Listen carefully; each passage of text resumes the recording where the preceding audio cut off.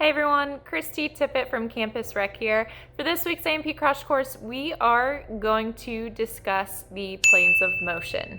So for the past couple of weeks, we have covered the FIT principle and the 5 components of physical activity. So this week, we're diving into the 3 different planes of motion. So your body doesn't move in one simple dimension. It actually moves in 3 different ones, and we encourage you to have your exercise programs reflect that.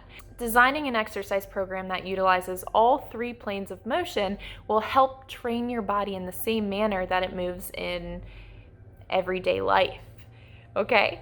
So the 3 different planes of motion are the frontal plane, the sagittal plane, and your transverse plane. Naturally, in each plane, there are several different movements occurring at the joints. Let's discuss the planes of motion and how they relate to exercises in a workout session. First, we'll discuss the frontal plane, and this plane divides your body into the front and back. So what I want you to do when we discuss these planes of motion is imagine a piece of glass going through your body. So for the frontal plane, you have a glass literally going through your body in order to divide it into front and back, okay?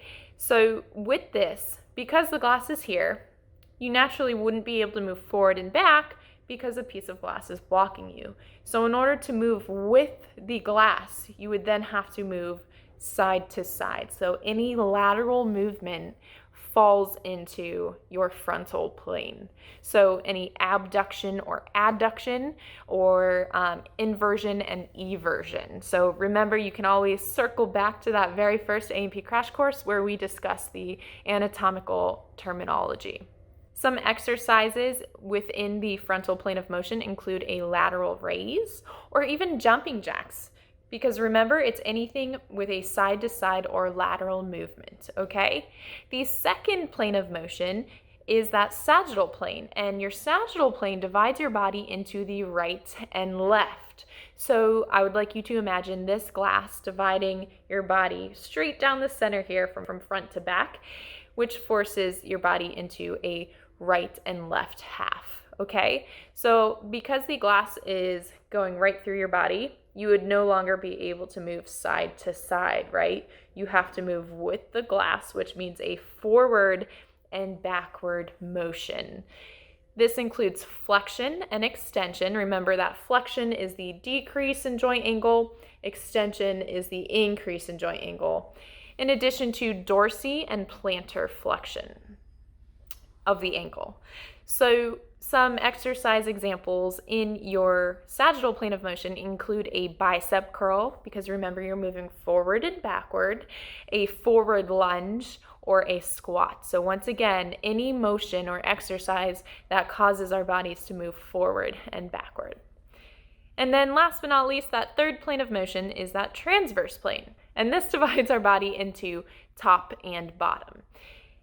The movement within the transverse plane of motion includes rotational movements. So this can be as easy as a bicycle, an abdominal bicycle, or a wood chop, or even a lunge with a twist. So anything with twisting or rotational movements would fall into that transverse plane, okay? So there you have it. We have our 3 planes of motion. Once again, that frontal dividing our body into front and back, the sagittal dividing our body into left and right, and then that transverse dividing our body into top and bottom.